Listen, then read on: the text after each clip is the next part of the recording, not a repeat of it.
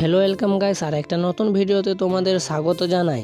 রাধার মৃত্যু কিভাবে হয়েছিল, কেনই বা কৃষ্ণ ভেঙেছিল তার পাশে, আজকে তোমাদেরকে এ ব্যাপারেই কথা বলবো। ভিডিওটি শেষ পর্যন্ত দেখবে, আর চ্যানেলটিতে নতুন হয়ে তাহলে চ্যানেলটা অবশ্যই সাবস্ক্রাইব করবে। তো চলো ভিডিওটা শুরু করি। শ্রীকৃষ্ণের কথা বলতে গেলে আমরা কৃষ্ণের আগে রাধাকে রাখি, অর্থাৎ আমরা রাধা কৃষ্ণ বলি। তাই রাধা এবং কৃষ্ণকে আমরা যুগলিত রূপে দেখি। তাই শ্রীকৃষ্ণ ও রাধার প্রেমের প্রতীক হিসেবে গণ্য করা হয়। এই শ্রীকৃষ্ণের বাসিটিকে রাধারানীর মৃত্যু হয়েছিল নাকি হয়নি, এবং মৃত্যু হলো কিভাবে হয়েছিল, এ নিয়ে রয়েছে নানা ধরনের মতামত। আর এই সব মতের মধ্যে একটি হলো যে যখন শ্রীকৃষ্ণ বলরামকে মামা কংস আমন্ত্রিত করেছিলেন, তখন শ্রীকৃষ্ণ রাধার থেকে প্রথমবারের জন্য আলাদা হয়েছিলেন। শ্রীকৃষ্ণ যখন বৃন্দাবন ছেড়ে মথুরা যাওয়ার আগে রাধার সাথে দেখা করেছিলেন, আর তার মনে চলা সমস্ত কথাও খুলে বলেছিলেন। তিনি রাধাকে এবং প্রতিজ্ঞা করেছিলেন যে রাধার কাছেই ফিরে আসবেন। তারপর শ্রীকৃষ্ণ মথুরার দিকে রওনা দিয়েছিলেন। শ্রীকৃষ্ণের বৃন্দাবন ছেড়ে যাওয়ার পরে রাধার বর্ণনা খুব একটা পাওয়া যায় না, কিন্তু কৃষ্ণের বৃন্দাবন ছেড়ে যাবার আগে রাধার সঙ্গে যখন শেষবারের মতো দেখা হয়েছিল, তখন রাধা বলেছিলেন যদিও শ্রীকৃষ্ণ তার থেকে বহু দূরে চলে যাচ্ছেন, তবুও কৃষ্ণ তার হৃদয়ে সর্বদাই বিরাজমান থাকবেন। এরপরে শ্রীকৃষ্ণ মথুরায় গিয়ে তার মামা কংস ও অন্যান্য দানবদের হত্যা করেন। তারপর শ্রীকৃষ্ণ সেখানকার প্রজাদের রক্ষা করার জন্য দ্বারকায় যান। সেইখানে নিজ নগরী স্থাপন করেন এবং দ্বারকাধীশ নামে জনপ্রিয় হন।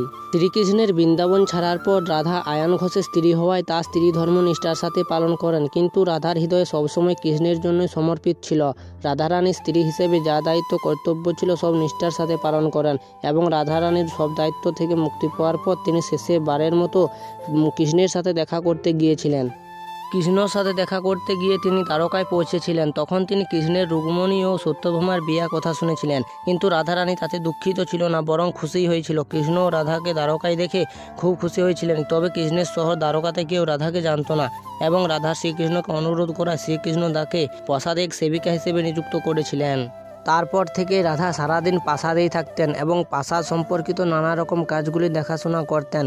তবে প্রাসাদে রাধা আগের মতো কৃষ্ণের সঙ্গে অত্যাধিক সংযোগ অনুভব করতে পারত না। তাই প্রাসাদ ভেবেছিলেন যে প্রাসাদ থেকে তিনি দূরে চলে গেলেই শ্রীকৃষ্ণের সাথে গভীর ঘনিষ্ঠ সম্পর্ক স্থাপন করতে পারবেন। রাধারানী প্রাসাদ থেকে দূরে চলে যাওয়ার সিদ্ধান্ত নিয়েছিলেন, তবে কোথায় যাচ্ছিলেন তা নিজে জানতেন না, কিন্তু ভগবান শ্রীকৃষ্ণ জানতেন। রাধারানী যখন সম্পূর্ণ একাকী এবং দুর্বল হয়ে পড়েন, তখন তার শেষ সময়ে তার সামনে ভগবান কৃষ্ণ এসেছিলেন।